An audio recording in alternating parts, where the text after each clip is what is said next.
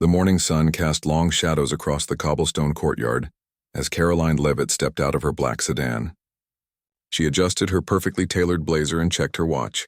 Exactly 9:30 a.m., just as planned. Today was supposed to be a routine diplomatic visit to the royal palace, but Karoline had other ideas brewing in her ambitious mind. As the newly appointed White House press secretary, Karoline had built her reputation on being direct, uncompromising, and fearless when it came to getting what she wanted. At just 27 years old, she had already made waves in political circles with her bold statements and refusal to back down from any challenge. Her colleagues often whispered that she treated every interaction like a battlefield to be won. The royal palace loomed before her, its ancient stones holding centuries of tradition and protocol. Most visitors felt a sense of reverence when approaching such a historic place, but Karoline saw it differently. To her, this was just another venue where she could demonstrate her authority and political prowess. She had read about the strict ceremonies and formal procedures, but she believed those rules were meant for other people, not for someone of her status and influence. Her assistant, Sarah, hurried alongside her carrying a thick folder of briefing materials. "Remember, Ms. Leavitt," Sarah whispered nervously. The protocol officer emphasized that we must follow all traditional procedures during our visit. The royal guards take their duties very seriously, and any deviation from established customs could create an international incident. Karoline waved dismissively at the warning. She had handled hostile press conferences, navigated complex political negotiations, and faced down seasoned politicians twice her age. How difficult could it be to deal with a few ceremonial guards? In her mind, her position as White House press secretary automatically commanded respect and compliance from anyone she encountered, regardless of their own rank or responsibilities. As they approached the main entrance, Karoline noticed the two royal guards standing at attention.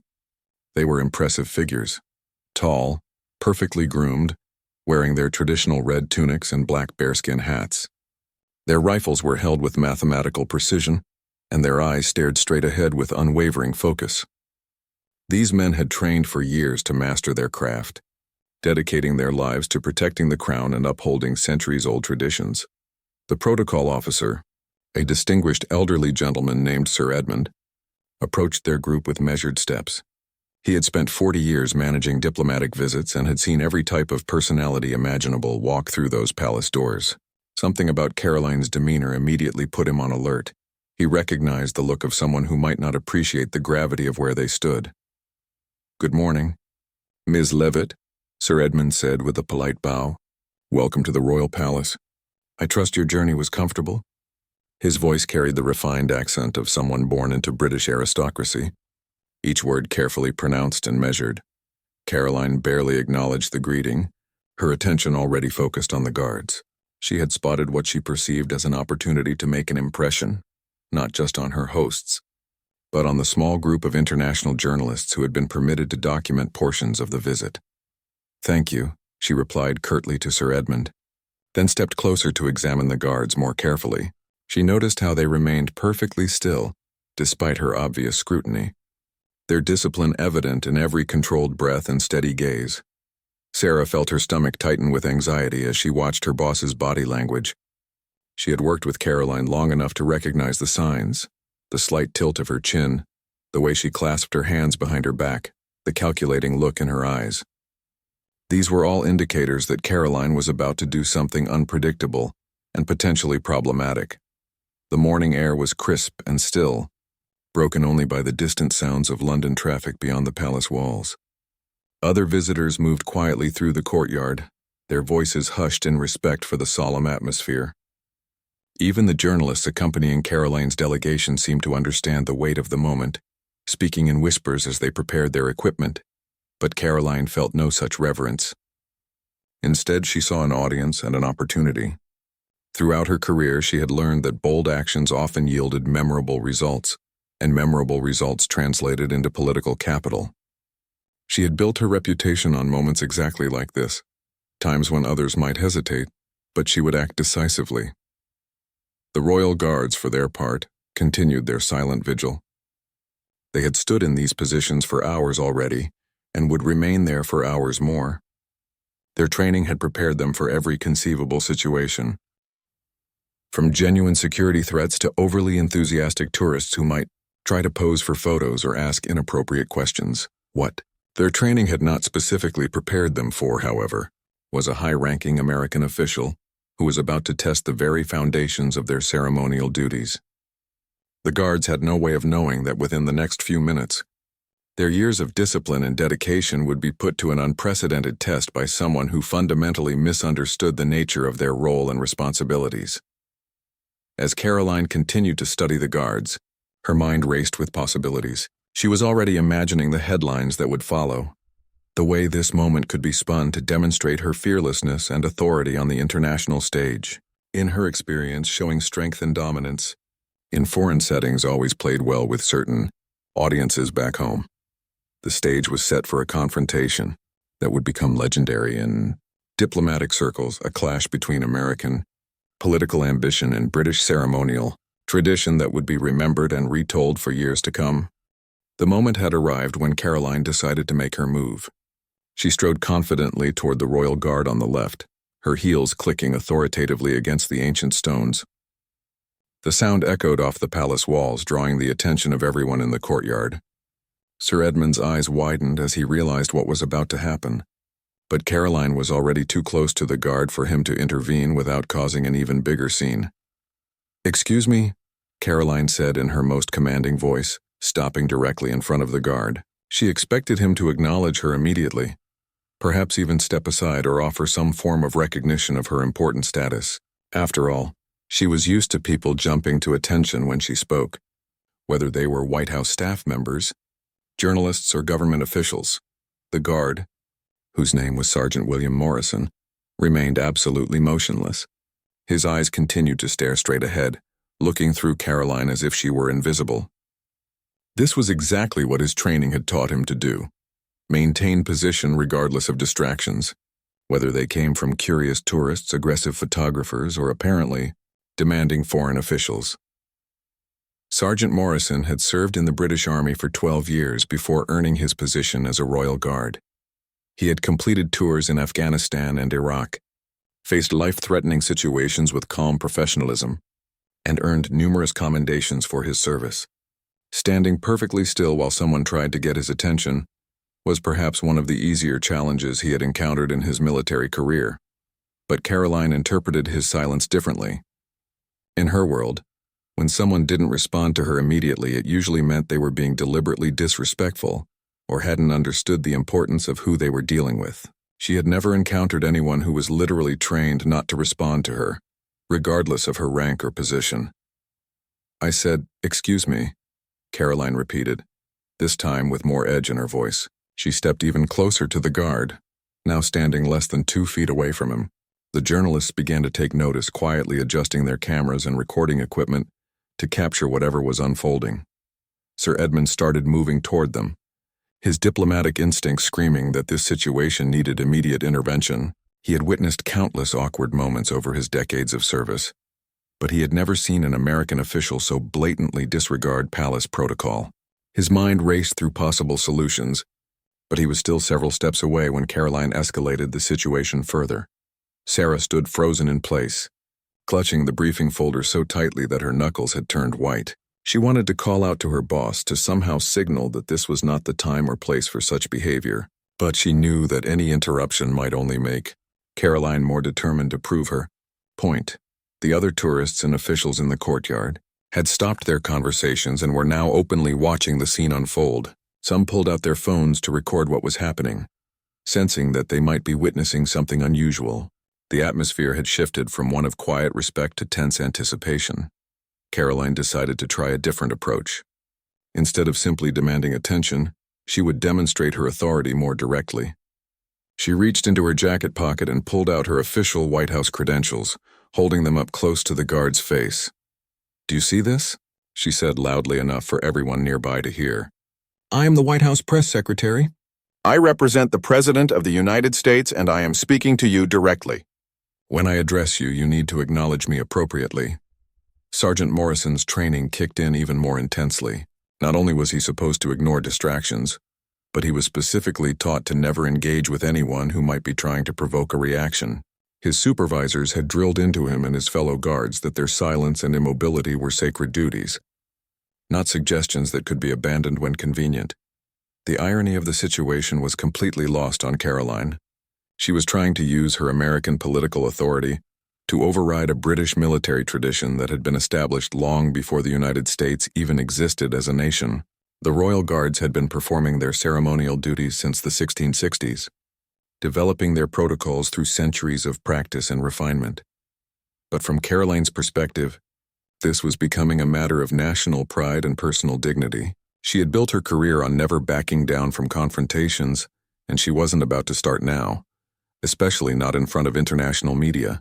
Every second that passed without a response from the Guard felt like a personal insult and a diminishment of American prestige. "This is completely unacceptable," she declared, her voice rising with frustration. In America, when a government official addresses someone in an official capacity, basic courtesy demands a response. Are you going to continue this disrespectful behavior? Or are you going to acknowledge my position and authority? The crowd around them had grown larger as word spread through the courtyard that something unusual was happening. Palace staff members began appearing at windows and doorways, trying to assess the situation and determine if security intervention might be necessary. The incident was quickly becoming the kind of diplomatic embarrassment that could strain international relationships. Sir Edmund finally reached them, slightly out of breath from his hurried approach. He positioned himself carefully between Karoline and the Guard, trying to defuse the situation without making either party lose face completely. "Miss Leavitt," he said in his most diplomatic tone, "perhaps I should explain the specific nature of the Royal Guard's ceremonial duties. They are required by regulation to maintain their positions without acknowledging external interactions, regardless of who might be addressing them." But Karoline was beyond listening to explanations or diplomatic solutions. She had committed herself to this course of action, and in her mind, accepting Sir Edmund's intervention now would be equivalent to admitting defeat in front of dozens of witnesses and cameras. Karoline turned toward Sir Edmund with barely contained irritation, her face flushed with embarrassment and anger. The diplomatic explanation he offered only seemed to fuel her determination, rather than calm the situation. She had come too far to back down now, especially with cameras rolling and an audience of international observers watching her every move. "Sir Edmund, with all due respect, I don't care what their regulations say," Karoline replied sharply. "I am here in an official capacity, representing the highest levels of the American government. If these guards cannot show basic diplomatic courtesy to a visiting official, then perhaps we need to discuss this matter with their commanding officers." The threat in her voice was unmistakable. She was essentially suggesting that she would turn this into a formal diplomatic complaint, potentially involving senior military officials and government ministers. Sir Edmund realized that the situation was spiraling beyond his ability to manage quietly, and he began mentally preparing for the uncomfortable phone calls he would need to make to his superiors. Meanwhile, Sergeant Morrison continued his silent vigil, though those who knew him well might have noticed the slightest tension in his jaw muscles. He was a decorated soldier who had faced enemy fire without flinching, but dealing with an increasingly aggressive American official was testing his patience in ways that combat never had. The other Royal Guard, standing about 10 feet away, was Corporal James Fletcher. He had been watching the entire interaction through his peripheral vision, ready to assist his colleague if the situation escalated to a point where intervention became necessary. Both guards had been briefed on protocols for dealing with difficult visitors, but those briefings had focused primarily on physically threatening behavior, rather than verbal confrontations from foreign officials. Karoline made her decision. If polite requests and displays of authority weren't working, she would try a more direct approach. She stepped even closer to Sergeant Morrison, now standing so close that she was almost touching him, and looked directly up into his face. "I am giving you a direct order," she announced loudly, her voice carrying across the courtyard. "As a representative of the United States government, I am instructing you to step aside and escort me personally to speak with your commanding officer immediately." The audacity of the statement left Sir Edmund momentarily speechless. In 40 years of diplomatic service, he had never witnessed a foreign official attempt to give military orders to British forces. The legal and diplomatic implications of such an action were staggering, and he knew that this incident would require immediate reporting to the highest levels of government. Sarah finally found her voice and attempted to intervene. "Ms. Leavitt," she called out nervously, "perhaps we should continue with our scheduled tour. I'm sure we can address any concerns through proper diplomatic channels later." But Karoline was completely focused on the guard in front of her. She had convinced herself that this was a test of wills, and that backing down would be seen as weakness not just by those present, but by anyone who might see footage of the incident later. Her political instincts, which had served her well in Washington's combative environment, were completely inappropriate for this situation. The crowd of onlookers had grown significantly. Palace staff members, other tourists, and journalists were all witnessing what was becoming an unprecedented breach of protocol. Some visitors who had come simply to enjoy a peaceful tour of the historic palace found themselves uncomfortably caught up in an international incident. Sergeant Morrison's training was being put to the ultimate test. Every instinct developed through years of military service told him to respond forcefully to someone attempting to give him unauthorized orders. But his specific training as a royal guard required him to maintain perfect composure, regardless of provocation. The conflict between these two sets of training created an internal tension that was invisible to observers but deeply felt by the soldier himself. I'm not moving from this spot until you acknowledge my authority and comply with my instructions," Karoline declared, crossing her arms and planting her feet firmly. She had decided to make this a standoff, apparently believing that her persistence would eventually force the guard to break his silence. The journalists present began to sense that they were witnessing something that would become a significant news story. Cameras focused more intently on the scene, and reporters started making notes about the exact time and details of what was unfolding. Some began quietly making phone calls to their editors, alerting them that breaking news was developing. Sir Edmund realized that he needed to take more decisive action. The situation had moved beyond diplomatic embarrassment and was approaching the level of international incident. He stepped forward again, this time speaking more firmly. "Ms. Leavitt, I must insist that we move away from the guards and continue with your scheduled appointment. The Royal Guards are performing essential security duties, and any interference with their responsibilities could be considered a serious matter." His words carried an implicit warning that legal consequences might follow if the situation continued to escalate. But Karoline seemed oblivious to such subtle diplomatic language. She had become so focused on winning this particular confrontation that she had lost sight of the bigger picture and the potential consequences of her actions. The morning sun had climbed higher in the sky, and the shadows in the courtyard had shifted noticeably since the incident began. What should have been a brief ceremonial greeting had turned into a prolonged standoff that was attracting more attention by the minute. Sergeant Morrison remained perfectly still, his discipline holding firm despite the increasing pressure, but inside his mind, he was calculating options and preparing for whatever might come next. His years of military training had taught him that situations could change rapidly, and he needed to be ready to respond appropriately while still maintaining his ceremonial duties. The tension in the courtyard had reached a breaking point. Karoline stood mere inches from Sergeant Morrison, her face red with frustration and indignation. She had exhausted her usual arsenal of political pressure tactics, and nothing was working. The guard remained as motionless as a statue, his eyes fixed on some distant point beyond her head.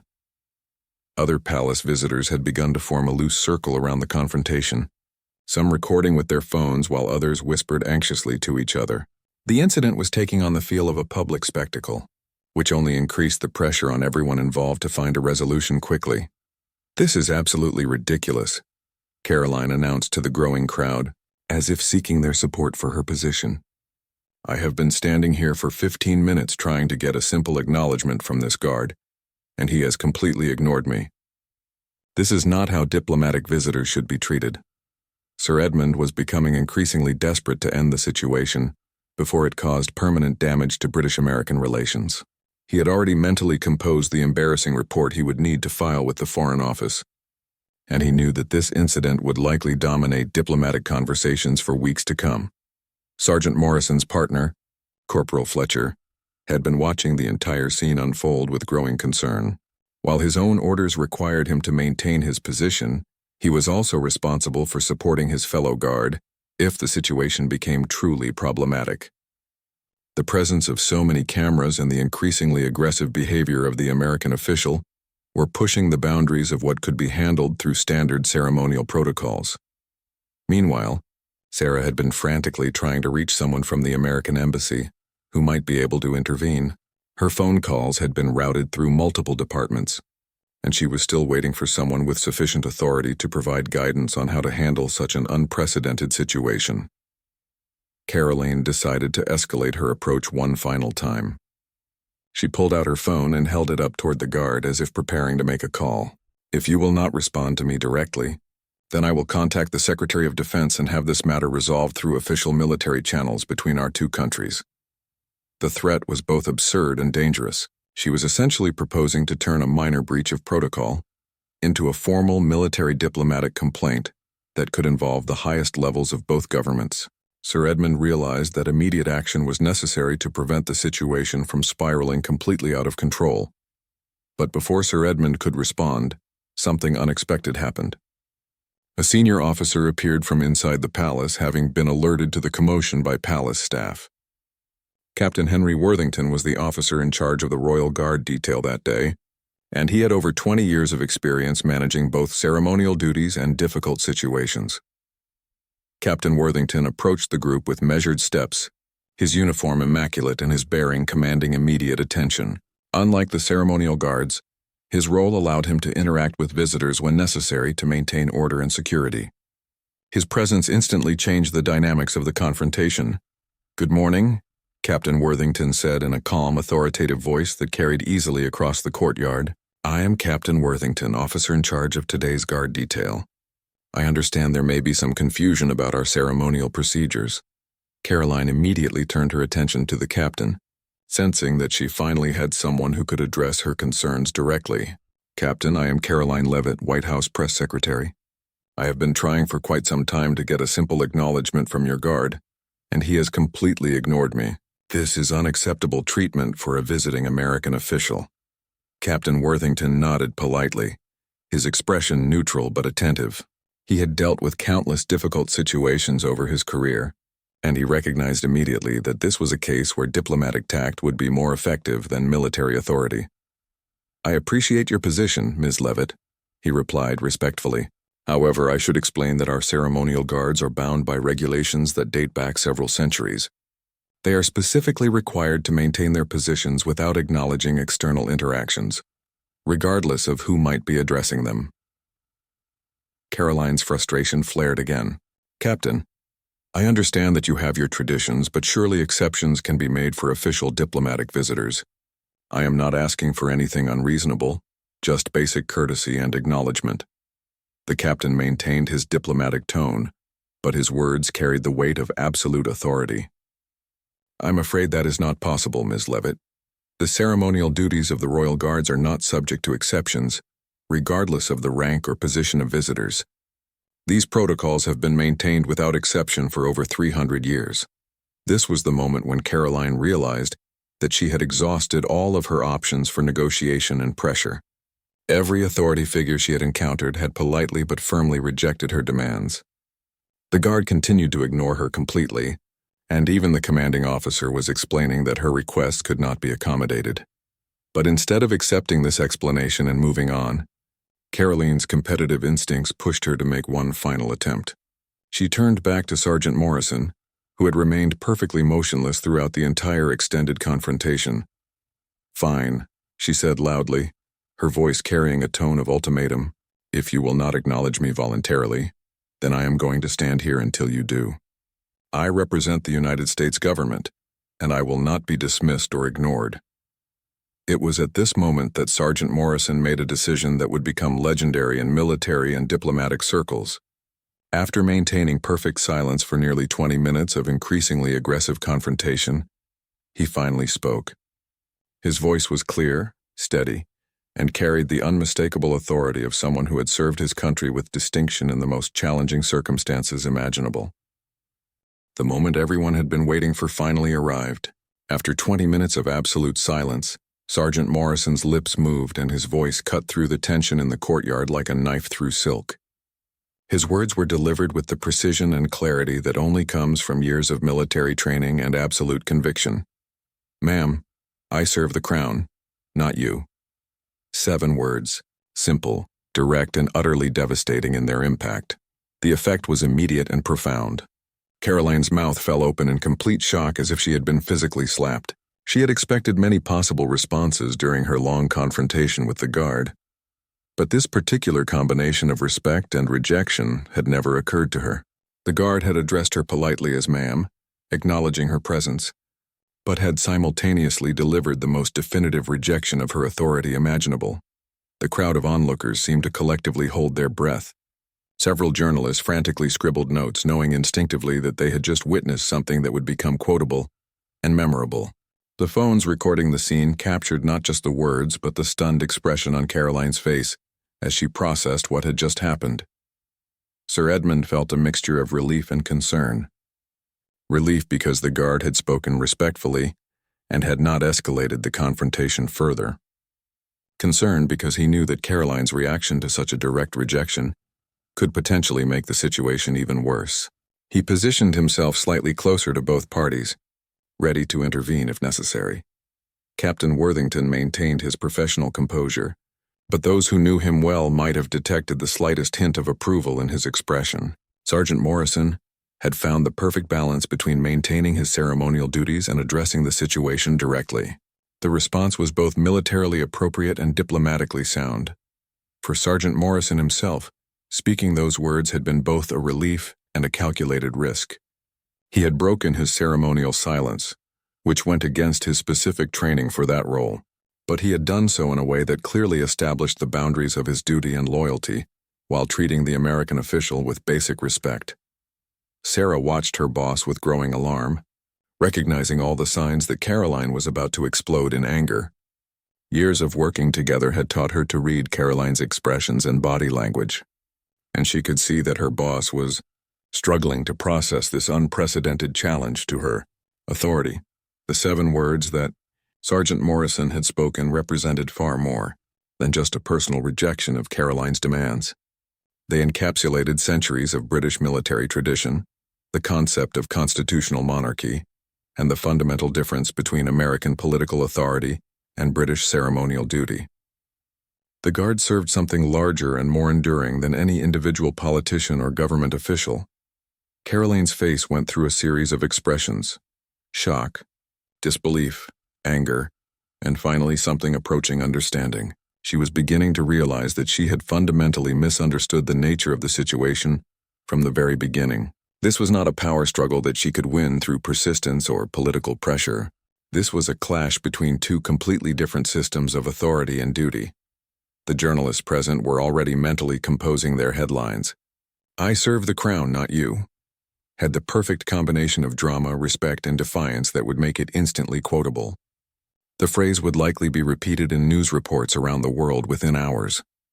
Other visitors in the courtyard began to murmur among themselves, some expressing admiration for the guard's response, while others debated whether his words had been appropriate given Karoline's official status. The incident was becoming a real-time lesson in international protocol and cultural differences. Captain Worthington decided that this was the perfect moment to provide some guidance that might help prevent further escalation. "Ms. Leavitt," he said diplomatically, "I hope you can understand that Sergeant Morrison's response reflects his absolute dedication to his sworn duties. His loyalty to the crown is the foundation of his service, and it supersedes all other considerations."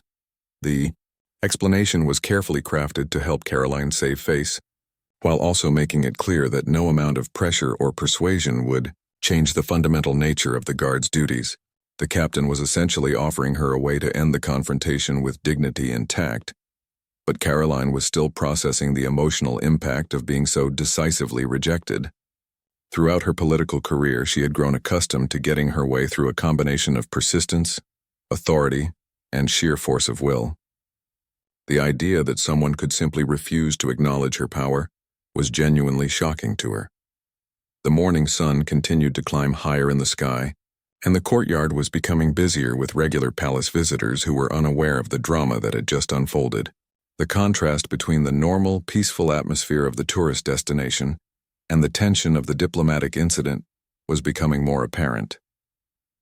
Sergeant Morrison had returned to his ceremonial silence, but the impact of his 7 words continued to reverberate through the crowd.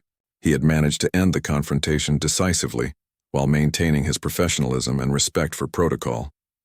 His response would be remembered and discussed for years to come, becoming a perfect example of how to handle difficult situations with dignity and clarity.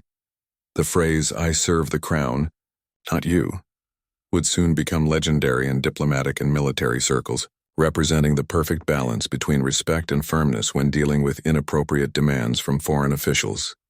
The aftermath of Sergeant Morrison's 7-word response created a moment of profound silence in the palace courtyard.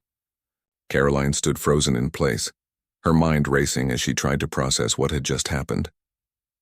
For the first time in her political career, she had encountered someone who was completely immune to her authority and pressure tactics. The crowd of onlookers seemed to sense that they had witnessed something historic. Several visitors exchanged glances as if confirming with each other that they had actually heard what they thought they heard. The journalists continued their frantic note-taking, already anticipating the international headlines that would emerge from this unexpected confrontation. Sir Edmund stepped forward carefully, recognizing that this was a crucial moment for damage control.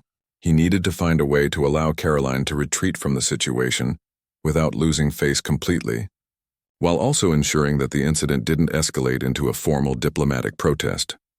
"Ms. Leavitt," Sir Edmund said gently, "perhaps this would be an appropriate time to continue with your scheduled tour of the palace interior. I believe you have an appointment with the deputy minister in just a few minutes." His suggestion was diplomatic genius, offering Karoline a graceful exit while reminding everyone present that she did indeed have legitimate business at the palace. The invitation to move forward with her official duties provided her with a way to regain her composure and dignity, but Karoline was still staring at Sergeant Morrison, as if trying to understand how someone could be so completely unaffected by her presence and authority. She had built her entire career on the assumption that persistence and pressure could overcome any obstacle, and this experience was fundamentally challenging her worldview. "Captain," Worthington observed the situation with the practiced eye of someone who had managed countless delicate situations over his military career. He could see that Karoline was struggling to process what had happened, and he recognized that providing some context might help her understand the broader significance of the guard's response. "Ms. Leavitt," the captain said respectfully, "I hope you can appreciate that Sergeant Morrison's words reflect the deepest traditions of British military service. Our guards take an oath to serve the crown that supersedes all other loyalties and obligations. It is not a personal rejection of you or your position, but rather an expression of absolute dedication to duty." The explanation was carefully worded to help Karoline understand that the guard's response was not meant as an insult, but rather as a statement of principle that had guided British military service for centuries. The captain was trying to transform what felt like a personal defeat into a lesson about cultural and institutional differences. Sarah finally found the courage to approach her boss directly. "Ms. Leavitt," she whispered urgently, "we really should move on to our scheduled appointments. The international media is already taking notice of this incident, and continuing to stand here will only make it worse." The warning about media attention seemed to break through Karoline's shocked contemplation. She was suddenly aware of all the cameras pointed in her direction and the growing crowd of curious onlookers. Her political instincts, which had been temporarily overwhelmed by the unexpected nature of the guard's response, began to reassert themselves. She realized that she needed to find a way to end this confrontation that would allow her to maintain some semblance of authority and dignity. Standing in the courtyard indefinitely was not going to achieve anything positive, and it would only provide more opportunities for embarrassing footage to be captured. "I understand your position," Karoline finally said to Sergeant Morrison, though her voice still carried traces of frustration and disbelief. "However, I want it noted that this reception does not reflect the kind of diplomatic courtesy that America expects when our officials visit allied nations." It was a face-saving statement that allowed her to acknowledge the end of the confrontation while still registering her displeasure with how she had been treated. The words were carefully chosen to suggest that this was a diplomatic issue rather than a personal defeat. Sir Edmund nodded respectfully at her statement, recognizing it as a reasonable way to conclude the incident. Your concerns are noted, Ms. Leavitt, and I will certainly include them in my report to the Foreign Office. Now shall we proceed with your scheduled tour? The invitation was both gracious and firm, providing Karoline with a clear path forward, while also making it obvious that continuing to stand in the courtyard was no longer an acceptable option. Sergeant Morrison had returned to his ceremonial silence, but his 7 words continued to echo in everyone's mind. He had found the perfect way to end an impossible situation, respectful enough to avoid creating a diplomatic incident, but firm enough to establish absolute boundaries around his duty and loyalty. As the group finally began to move away from the guards, several tourists approached to take photos with them, treating them exactly as they always had, as ceremonial figures to be admired and respected, not as individuals to be commanded or challenged. The incident had lasted less than 30 minutes, but its impact would be felt for much longer. Karoline had learned a hard lesson about the limits of American political authority in foreign settings, while Sergeant Morrison had demonstrated that true professionalism sometimes requires the courage to speak truth to power, even when that truth comes in just 7 simple words. Within hours of the confrontation, video footage of Sergeant Morrison's 7-word response had spread across social media platforms around the world. The phrase, "I serve the crown, not you," became an instant sensation, shared millions of times and spawning countless memes, discussions, and commentary pieces. News outlets from London to New York to Sydney picked up the story, each offering their own perspective on what had become known as the Palace standoff.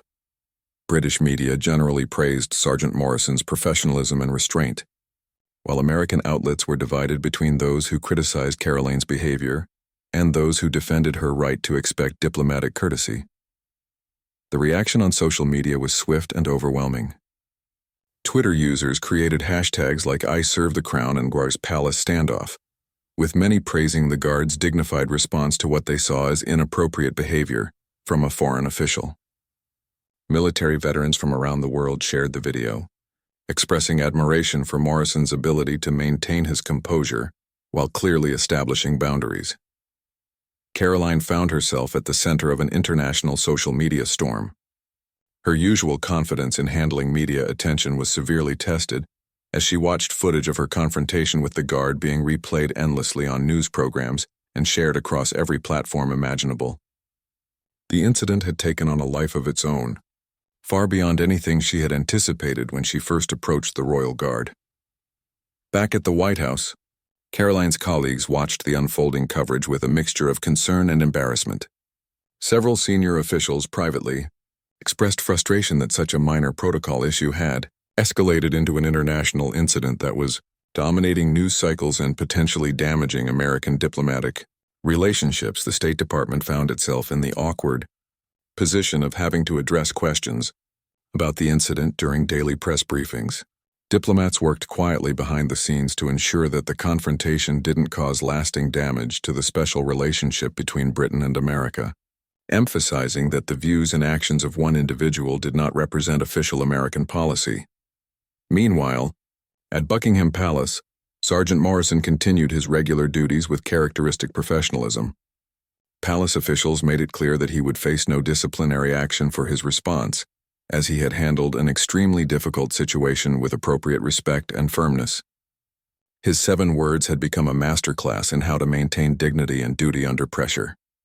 The incident sparked broader conversations about cultural differences, diplomatic protocol, and the nature of authority in different governmental systems. University professors used the confrontation as a teaching tool in international relations courses, discussing how misunderstandings about protocol and authority could create unnecessary diplomatic tensions. British military officials quietly expressed pride in Morrison's response, seeing it as a perfect example of how their training prepared soldiers to handle unexpected challenges with honor and professionalism. The phrase, "I serve the crown, not you," was already being incorporated into discussions about military duty and loyalty in training programs. For Karoline personally, the incident became a defining moment in her career, though not in the way she had originally intended.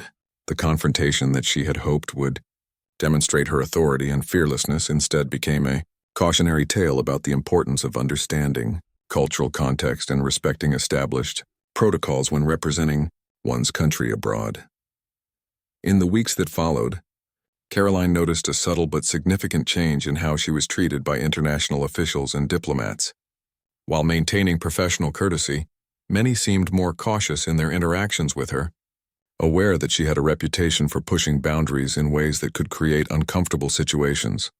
The royal guards, for their part, returned to their normal routine of silent vigilance, though they noticed an increase in visitors who approached them, hoping to provoke some kind of response. Palace security had to implement new measures to prevent tourists from attempting to recreate the famous confrontation.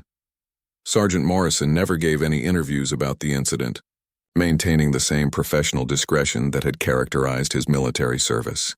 When asked by reporters for comment, he would simply state that he had performed his duty as required by his oath and training. Nothing more and nothing less. The phrase, "I serve the crown, not you," entered the popular lexicon as a way of expressing loyalty to principles and institutions over individual personalities or demands. It became a rallying cry for those who believed in the importance of duty, honor, and service to something greater than oneself. Years later, diplomatic training programs around the world would use video footage of the incident to teach new diplomats about the importance of understanding local customs and protocols. The confrontation became a perfect case study in how small misunderstandings could escalate into international incidents when cultural sensitivity was lacking. The legacy of those 7 words extended far beyond the palace courtyard where they were spoken. They became a symbol of quiet dignity, professional integrity, and the courage to speak truth to power when necessary, regardless of the political consequences or pressure involved.